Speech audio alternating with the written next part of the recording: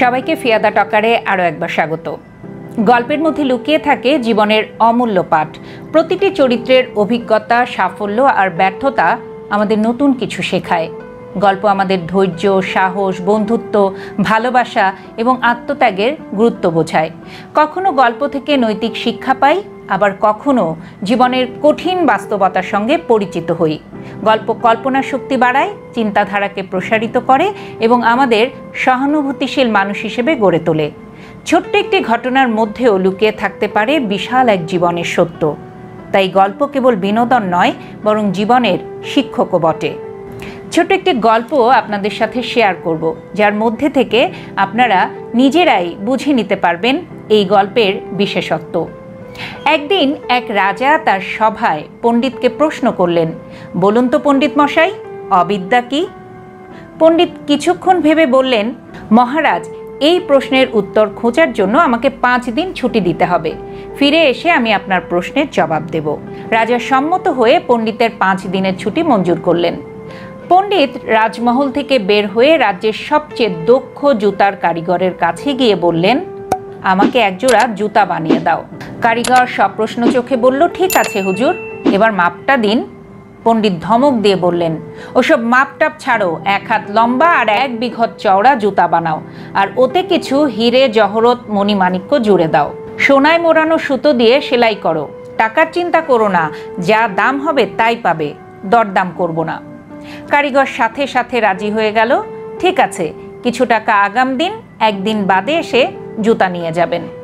দ্বিতীয় দিন জুতা বুঝে নেবার সময় পুরো টাকা দেবার আগে পণ্ডিত কারিগরকে দিয়ে প্রতিজ্ঞা করিয়ে নিলেন যে এই জুতার গল্প সে কারো কাছে যেন না করে। তারপর পণ্ডিত এক পাটি জুতা নিজের কাছে রেখে অন্য পাটিটি সবার অলক্ষ্যে একটি মন্দিরের সামনে ফেলে রাখলেন। সন্ধ্যায় পুরোহিত মন্দিরে এসে ওই এক পাটি জুতা আবিষ্কার করে ভীষণ উত্তেজিত হয়ে উঠলেন। তিনি চিন্তা করলেন, এত বড় জুতা কখনো কোনো মানুষের পায়ের হতে পারে না। আর যা হীরা জহরত লাগানো, তাতে নিশ্চয়ই রাতে মন্দিরে স্বয়ং ভগবান এসেছিলেন এবং বাইরে ভুল করে এই এক পাটি জুতা ফেলে চলে গেছেন।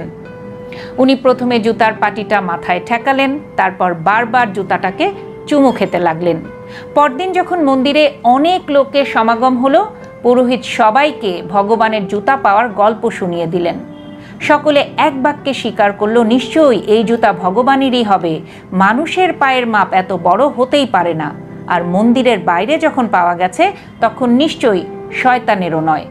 সবাই মিলে জুতাটি বারবার মাথায় ঠেকালেন আর চুমু খেতে লাগলেন। নিমিষেই এই জুতার কথা রাজ্যময় ছড়িয়ে গেল। শেষ পর্যন্ত জুতার গল্প রাজার কানেও গেল। তিনি জুতাটি রাজ দরবারে পেশ করতে আদেশ দিলেন। সব দেখে শুনে রাজাও স্বীকার করলেন, এ জুতা ভগবানের না হয়ে পারেই না। তিনি জুতাটি বারবার মাথায় ঠেকিয়ে চুমা খেতে লাগলেন এবং বললেন, এই জুতা কোনো মন্দির বা পবিত্র স্থানে যত্ন এবং নিরাপত্তা সহকারে সংরক্ষণ করা হোক। প্রতিদিন হাজার হাজার লোক জুতা দেখতে ভিড় জমাতে লাগলো।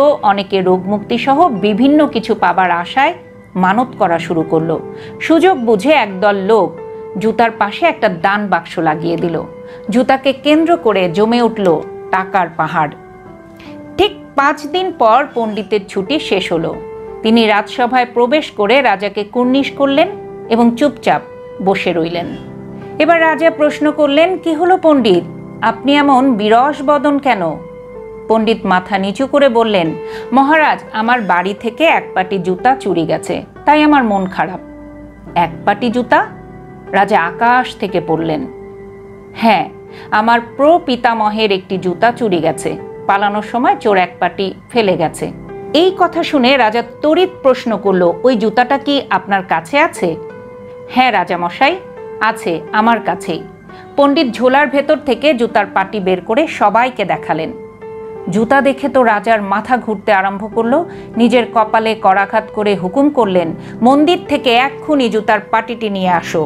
তারপর উচ্চ স্বরে বলতে লাগলেন, আমরা তো এটাকে ভগবানের জুতা মনে করে কত মাথায় ঠেকিয়ে চুমু খেয়ে চেটে চেটে চকচকে করে তুলেছি।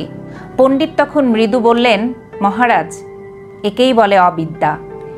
এই রাজ্য একদিন এমন অবিদ্যায় ছেয়ে যাবে যখন মানুষের বুদ্ধি লোপ হবে।